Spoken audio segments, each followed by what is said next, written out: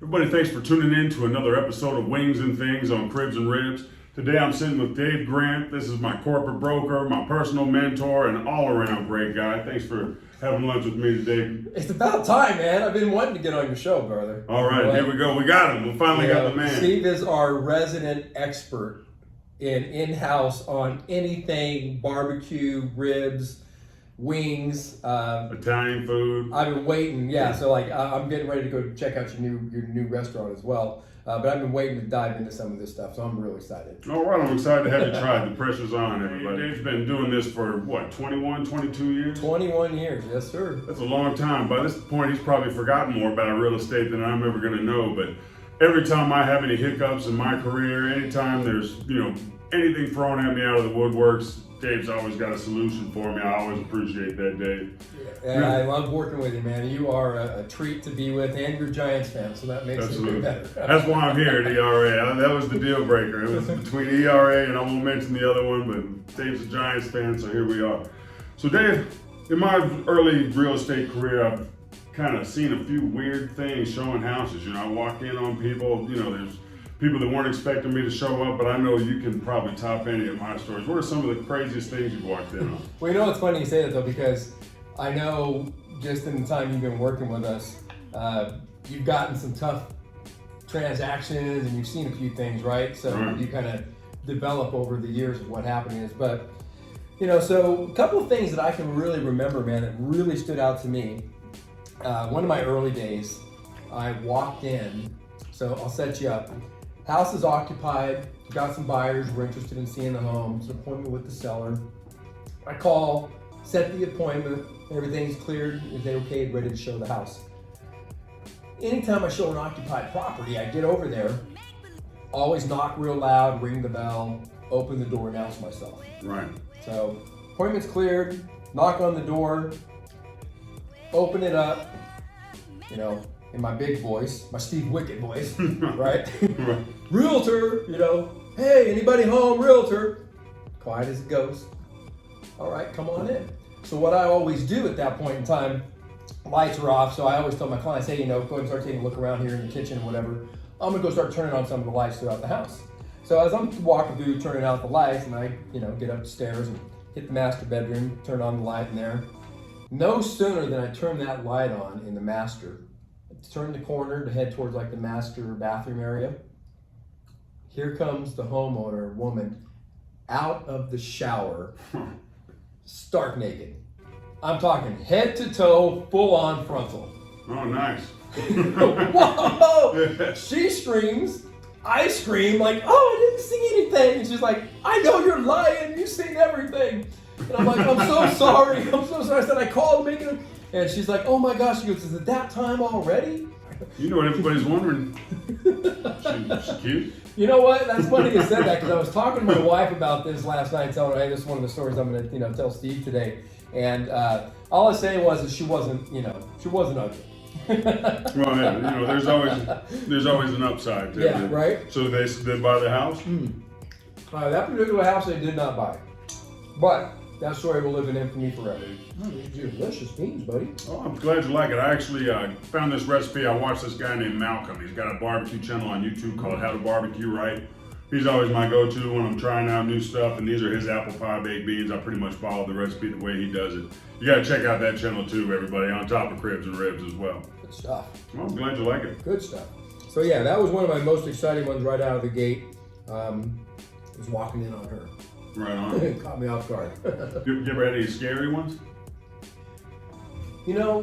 I've had a couple of scary ones because in the line of work that I've been doing with real estate, over the years I've developed a foreclosure relationships with some banks handling properties that get foreclosed on. And in some of those scenarios, you just never know what you're going to come across. Right. Right?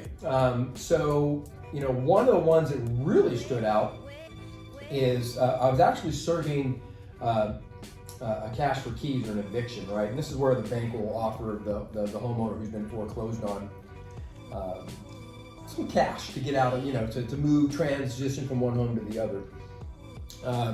So I had served a couple notices, putting in my notice saying that you have this date, this date, this date, and never got a response. So I show up in the morning to basically what we call the lockout. And my expectation was I'm getting over and I'm thinking the house is probably already vacant. And knock on the door, no answer. So we always have a law enforcement officer with us. In this scenario, it was the City of Las Vegas constable. And we have a locksmith, a licensed locksmith. So knock on the door, no answer, ring the bells, no answer. And so our locksmith starts to drill out the locks.